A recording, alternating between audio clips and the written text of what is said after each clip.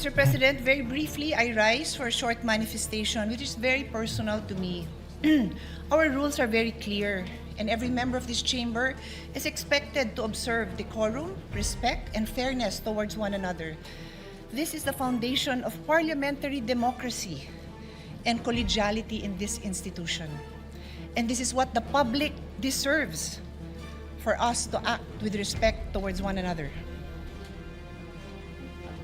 As public officials, we are also bound by the Code of Conduct for Public Officials.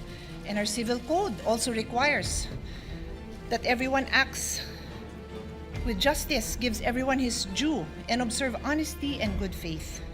I would like to believe that in my 20 years, almost 20 years in the Senate, I have conducted myself with respect towards my colleagues regardless of political differences. Mr. President, today, a public statement was made by our colleague, Senator Ping Lacson, which was also posted in his YouTube page, suggesting that my vehicle was used to assist Senator De La Rosa in entering the Senate premises, which I quote, "Ang pagkakaalam ko, at least silang dalawa lang mag-ate, Cayetanos, ang nakakaalam tungkol kay Bato na darating. Dahil ang pagkakaalam ko, nakasakay si Bato sa kotse ni Senator Pia." Before I proceed, welcome, Senator Bato. I am happy na nakapasok ka. Wala akong problema na nakarating ka. But Mr. President, I go back. Sinabi man niya na sa pagkakaalam niya, ang katanungan ko po, Mr. President, nag-abala ba kayo mag-double check? Bago niyo yan sinabi sa public. Because despite that qualification, the statement was publicly conveyed in a manner that created the impression that I was directly involved in facilitating Senator De La Rosa's entry into the Senate premises. Again, okay lang po sa akin na nakarating siya dito. Wala ho akong problema doon. Let me state this clearly and unequivocally. That statement is false.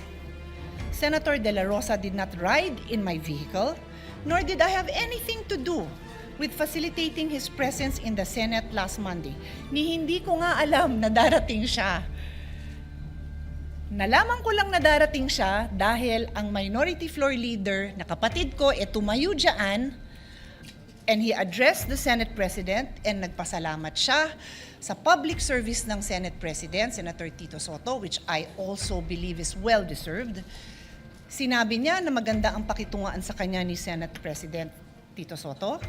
And then sinabi niya na we have the numbers and Senator Bato is present. Nagulat din ako. Katabi ko si Lawrence, ako, nagulat ako, wala akong idea. Hindi ko alam kung nasan siya, hindi ko alam na malapit na siya. I have no idea kung nasan siya. So kung paano nadamay ang kotse ko is a mystery to me, dear colleagues, and the public. In fact, Senator Kiko can attest, you saw me downstairs sa basement dahil pareho kami dyan madalas dumaan at sabi niya pa sa akin, dito kayo nagdidiskusyon ng staff mo, hindi na dun sa hagdanan dahil ilang beses ko na siya naharangan sa hagdanan, sa hallway na napakakitid, na nagdidiskusyon with my staff. Sabi ko, oo nga, haba ng mga diskusyon namin. Siguro naman kung dala ko si Senator Bato, medyo kinakabakabahan ako na makita ako dun ni Senator Kiko, di ba? So, it is a mystery to me. Paano ako nadamay at yung sasakyan ko? If the gentleman wanted to know paano nakarating si Senator Kiko, then why not ask him? Sorry, Senator Bato, kung paano nakarating si Senator Bato, then ask him. Or ask the now Senate President, who was the one who said that nandyan na siya. Wala ko talaga akong alam.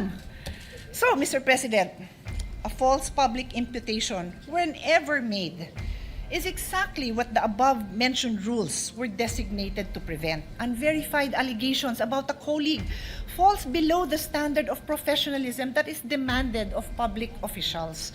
Magulo na nga ang mundo, magulo na ang Pilipinas, wag na nating dagdagan. Don't say things about your colleagues that are not true. I trust that under the leadership of my brother, Alan Peter Cayetano, whom I know, not just as a public servant, but as my younger brother, this chamber will conduct itself with sobriety, fairness, and respect for the truth and respect for one another.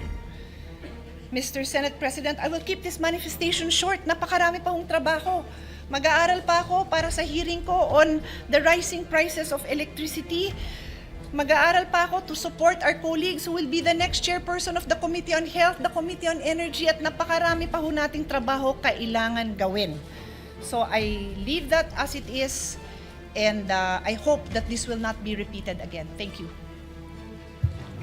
Senator Marcoleta, can we give way to Senator Lacson since Thank you, Mr. his name was President. Go ahead, Senator Marcoleta. Thank you, Mr. President. Yeah. Can we give Magtatanong lang sana ako, Mr. President, kay Senator Pia. Mga ilang tanong. Will Senator Lacson also interpolate This is just very short. a manifestation? Pero Senator Mr. President, Marcoleta, ako po nakatayo na rito bago pa siya tumayo. Siguro po, kung would you sino allow yung unang me, tumayo. Senator Lacson, just because he was first, but he was mentioned, so I am in the quandary of who of the two gentlemen will give way.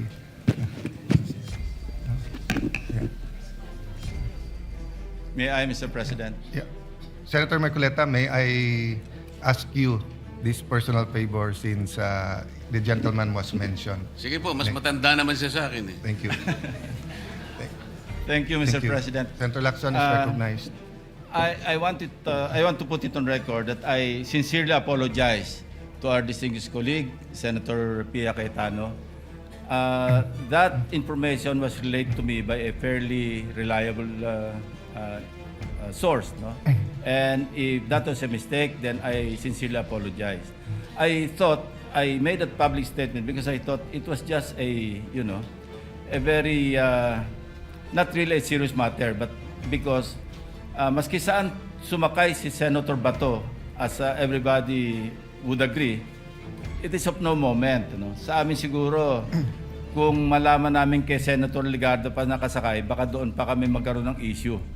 Pero maski kanino pa siyang nakasakay na sasakyan, lalo na from the majority, sa tingin ko wala naman pong problema, walang issue. Kaya parang inisip ko,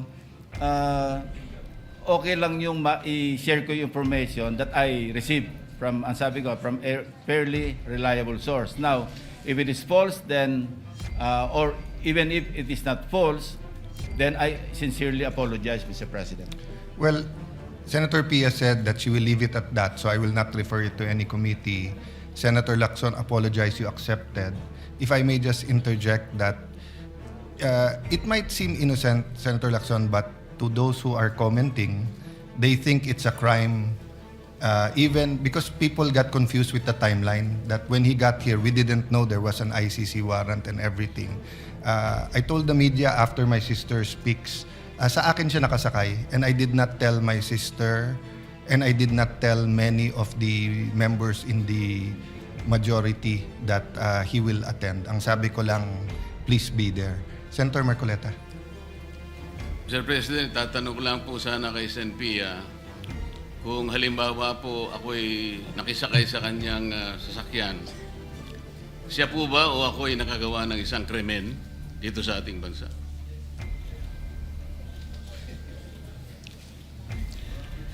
Sa akin lang po, kung kahit sino sa mga kasamahan natin dito na they need a ride, na nangyari na yon. Minsan may event tayo, sumasakay ako sa kotse ni Senator Mig Subiri, nakasakay na rin ako sa kotse ni Senator Loren, nakasakay na rin ako sa kotse ni Senator Angara. Sino pa sa inyo hindi nagbibigay sa akin ng ride? I would be happy to give a colleague a ride.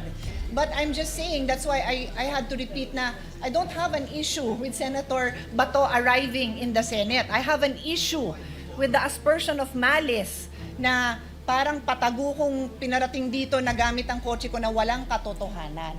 Kaya to answer your question, wala naman hong masama doon. Yun nga po eh. Siya na rin po ang umamin na wala naman pong masama, ay ba't kinakailangan pong gawan pa po ng post yun?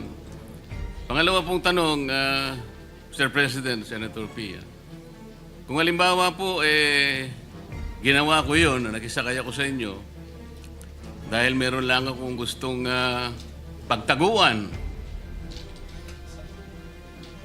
Hindi po ba napagtitibay natin, nakasabihan nating mga Pilipino, at nakuha ko naman talagang magtago dahil nakisakay nga ako sa inyo.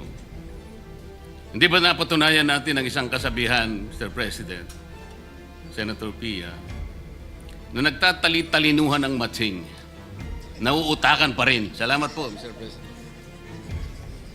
Mr. President, this is not a response to Senator Marcoleta's questions or statements, but I just also want to put on record na tinatanggap ko po yung apology ni Senator Lacson. Wala akong problema sa akin yon. Kaya lang po, ako'y nakikiusap sa lahat ng kasamahan natin na mag-ingat naman tayo sa statements because these are very troubling times. Everybody's so sensitive. Kung sino yung kakampi mo, lahat na ng ginawa niya tama. Kung sino yung kagalit mo, lahat na ng ginawa niya mali.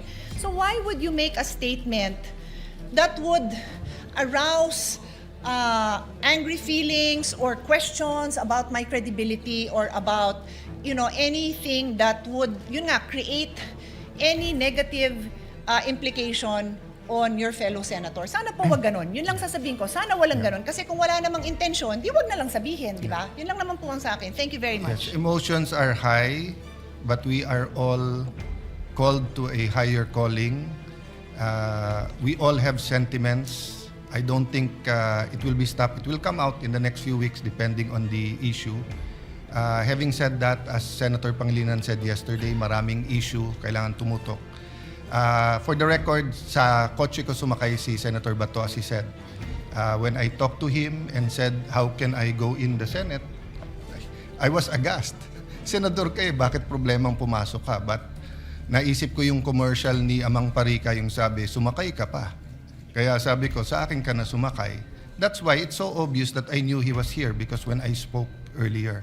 Having said that, an apology was made, an explanation was made.